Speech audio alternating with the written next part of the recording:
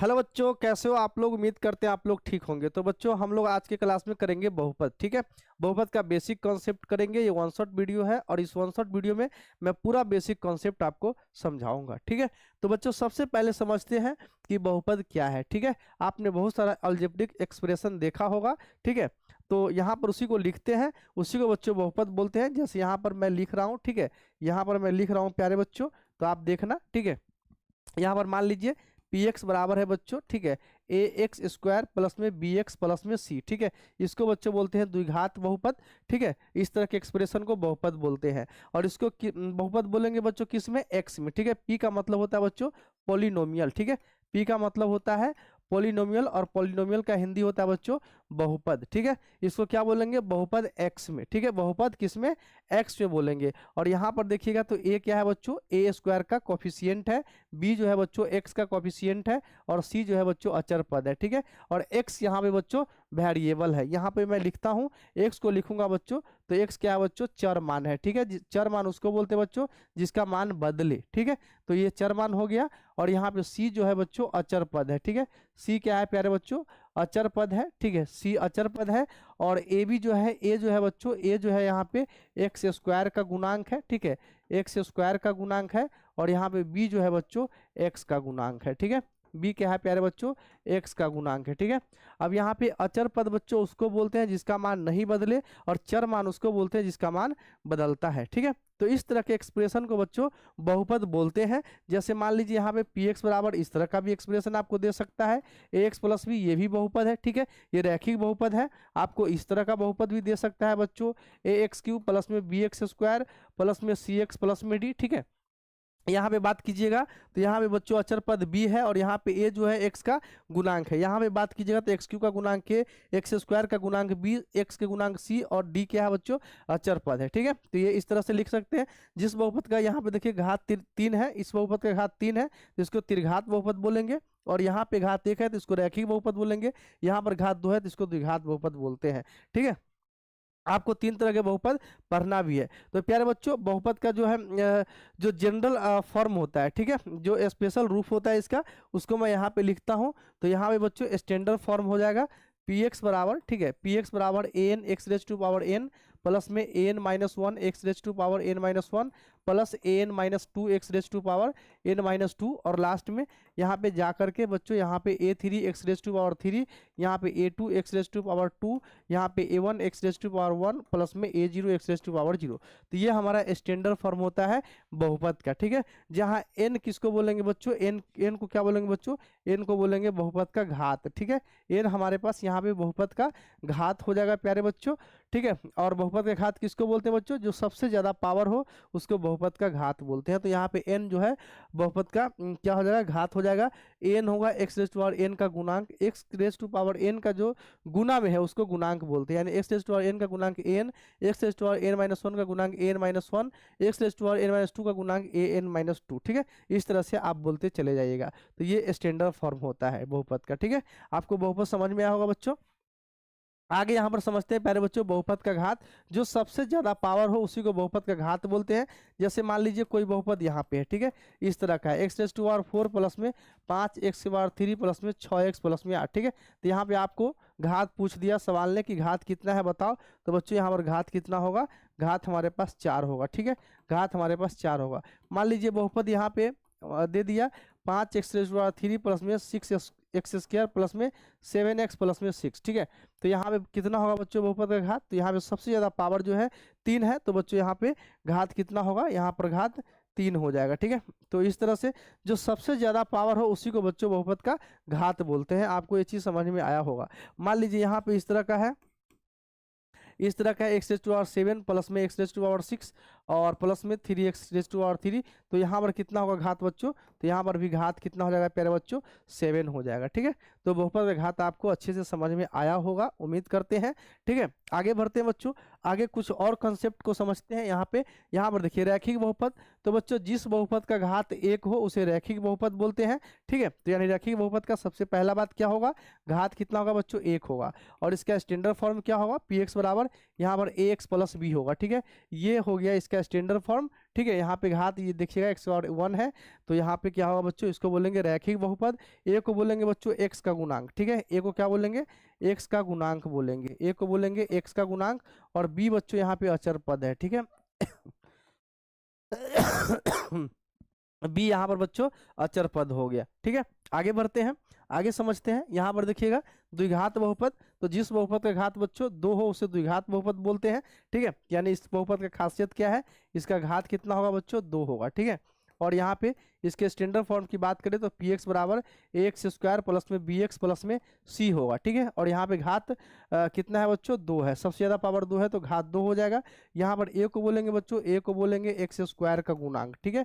ए को बोलेंगे x square का गुणांक। यहाँ पे बी को बोलेंगे बच्चों एक्स का गुणांक, बी को बोलेंगे एक्स का गुणांक। और सी यहाँ पे होगा बच्चों, सी होगा हमारे पास अचर पद, ठीक है। सी प्यारे बच्चों यहाँ पर क्या होगा, अचर पद हो जाएगा, सी क्या हो जाएगा, अचर पद होगा, ठीक है। तो द्विघात बहुपद भी समझ में आया होगा, और यहाँ पे स्टैंडर्ड फॉर्म भी आपको याद रखना है, ठीक है। आगे है बच्चों त्रिघात बहुपद, जिस बहुपद का घात कितना होगा प्यारे बच्चों, जिस बहुपद का घात 3 हो उसे त्रिघात बहुपद बोलते हैं। इस बहुपद का घात 3 होगा, इसका स्टैंडर्ड फॉर्म लिखते हैं। तो यहाँ पर स्टैंडर्ड फॉर्म है पी एक्स बराबर ए एक्स क्यू, ठीक है, प्लस में बी एक्स स्क्वायर प्लस में सी एक्स प्लस में डी, ठीक है। तो ये हमारा त्रिघात बहुपद, और सबसे ज़्यादा पावर कितना बच्चों, 3 है, तो ये त्रिघात बहुपद है, ठीक है। अब यहाँ पे ए को क्या बोलेंगे बच्चों, ए को बोलेंगे एक्स क्यू का गुणांक, ठीक है। ए को बोलेंगे बच्चों एक्स क्यू का गुणांक। यहाँ पे बी को बोलेंगे एक्स स्क्वायर का गुणांक, ठीक है, बी को बोलेंगे एक्स स्क्वायर का गुणांक। और यहाँ पे बच्चों सी को बोलेंगे एक्स का गुणांक, ठीक है, सी को बोलते हैं यहाँ पे एक्स का गुणांक। और यहाँ पे बच्चों डी को बोलेंगे अचर पद, ठीक है, डी यहाँ पे अचर पद है, ठीक है, डी यहाँ पर बच्चों अचर पद है। तो आपको ये भी समझ में आया होगा प्यारे बच्चों, त्रिघात बहुपद जिसका घात कितना हो, 3 हो, ठीक है। कुछ और कॉन्सेप्ट को यहाँ पे समझते हैं बच्चों। तो यहाँ पे है बीजीय बहुपद, ठीक है। तो ये इस तरह के बहुपद, जैसे मान लीजिए यहाँ पे बहुपद है, जैसे मान लीजिए बहुपद है यहाँ पे 3x³ प्लस में 6x स्क्वायर प्लस में 7x प्लस में 5, तो इसको बोलते हैं बच्चों बीजीय बहुपद, ठीक है। इस तरह के बहुपद को बीजीय बहुपद बोलते हैं। यहाँ पे x³ के गुणांक 3 है, x स्क्वायर का गुणांक 6 है, x का गुणांक 7 है, और अचर पद 5 है, ठीक है। तो ये आपको समझ में आया होगा। इसमें x क्या होता है बच्चों, चर मान होता है, और बाकी जो संख्या में रहे उसको अचर पद बोल सकते हैं, ठीक है। तो ये आपको समझ में होगा बच्चों। इस तरह के बहुपद को क्या बोलते हैं, बीजीय बहुपद बोलते हैं। इस तरह के कोई भी बहुपद हो उसको बीजीय बहुपद आप बोल सकते हैं। जैसे मान लीजिए 5x स्क्वायर प्लस में 6x प्लस में 7, तो ये हमारा बीजीय बहुपद है, ठीक है, जिसमें 7 अचर पद है, 6x का गुणांक है, और 5 क्या है, एक्स स्क्वायर का गुणांक है, ठीक है। समझ में आपको आया होगा। आगे बच्चों, आगे कंसेप्ट है यहाँ पे अचर बहुपद। अचर बहुपद, ठीक है, बहुपद अलग अलग तरह के होते हैं बच्चों, जिसमें एक है अचर बहुपद। अचर बहुपद किसको बोलते हैं प्यारे बच्चों, जैसे 5 है, 6 है, 7 है, तो ये सब बच्चों अचर बहुपद है, ठीक है। 5 6 7 8, ठीक है, 8 10 इस तरह के बहुपद अगर आपको मिल जाए तो बच्चों ये वाला हमारे पास अचर बहुपद है, ठीक है। इसको कैसे लिख सकते हैं बच्चों, तो पी एक्स बराबर मैं लिख सकता हूँ 5x⁻�0, ठीक है, ये हमारा अचर बहुपद है। 6 को कैसे लिख सकता हूँ, पी एक्स बराबर 6x⁻0, ठीक है, ये सारा अचर बहुपद है बच्चों, ठीक है। आपको ये समझ में आया होगा। और दूसरा है बच्चों चर बहुपद, ठीक है। बहुपद दो तरह के, एक अचर बहुपद और एक चर बहुपद।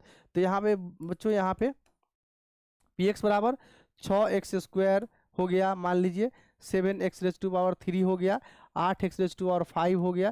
तो इस तरह के अगर बहुपद आपको मिलता है प्यारे बच्चों तो इसको चर बहुपद बोलते हैं, ठीक है। और इस दोनों को चर बहुपद और अचर बहुपद को मिला दीजिएगा बच्चों, तो हमारे पास क्या हो जाएगा, बहुपद हो जाएगा, ठीक है। तो ये आपको समझ में आएगा चर बहुपद और अचर बहुपद में क्या फर्क है। ये जो है बच्चों, ये है चर बहुपद, और पीछे जो देखे हैं वो था अचर बहुपद, ठीक है।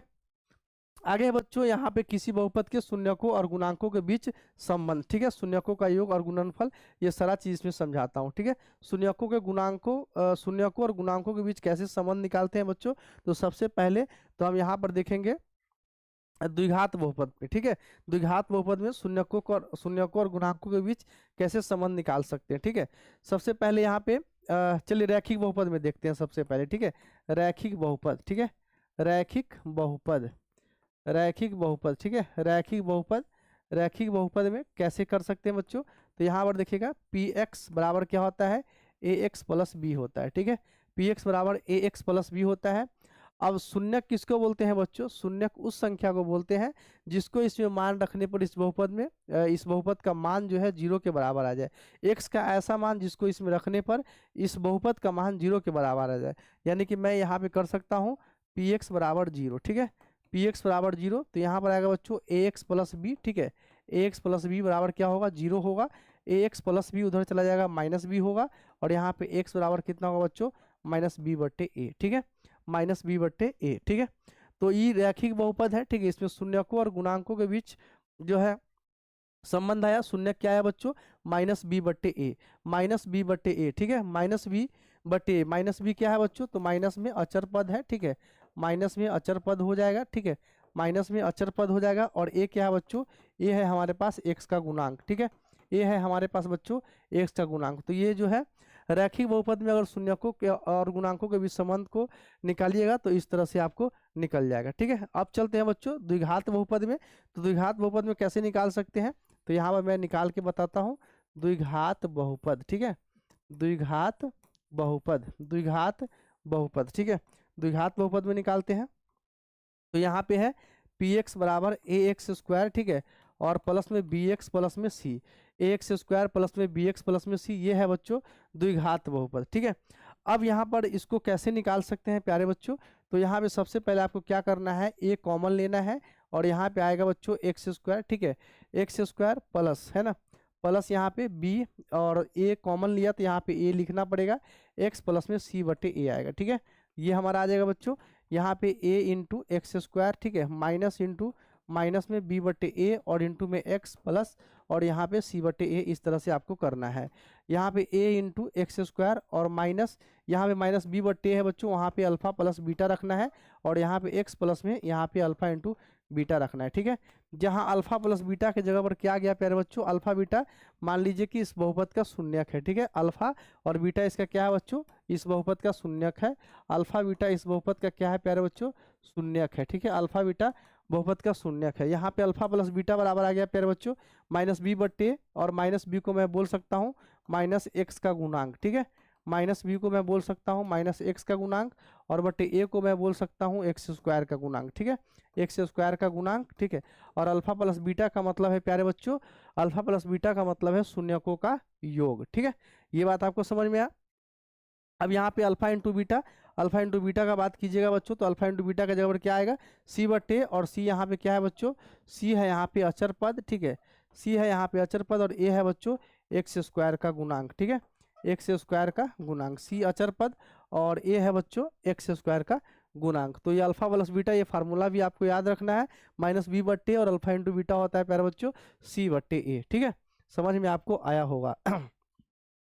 इसी तरह से बच्चों त्रिघात बहुपद में देखते हैं, ठीक है, त्रिघात बहुपद में भी शून्यकों और गुणांकों के बीच संबंध कैसा होता है ये आपको समझाता हूँ, ठीक है। तो यहाँ पर हमने लिख दिया त्रिघात बहुपद, ठीक है।